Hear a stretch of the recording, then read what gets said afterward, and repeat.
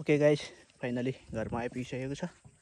यहाँ देख्न सक्नुहुन्छ, यहाँ यसरी सुकाउने हो हैन, टक्क यसरी सुकाउने हो।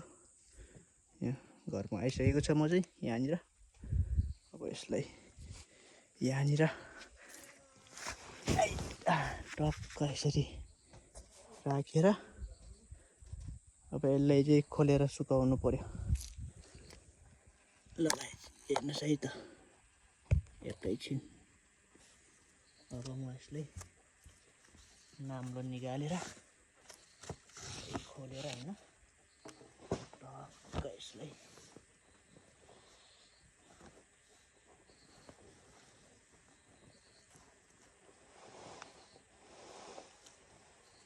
ल गाइस, अब यसलाई सुकाउने तरिका चाहिँ यसरी है त, पुरै ठाडो पारेर घामले यो सुकोस् भनेर सबै यसरी ठाडो पारेर सुकाउनु पर्ने हुन्छ।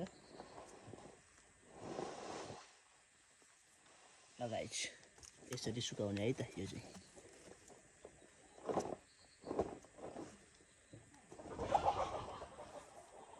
ओके गाइस, भिडियो के कस्तो लाग्यो सल्लाह सुझाव र केही प्रतिक्रियाहरू पनि दिनु होला। ओके, अब नेक्स्ट भिडियोमा भेटौँला है त गाइस। Okay, by by.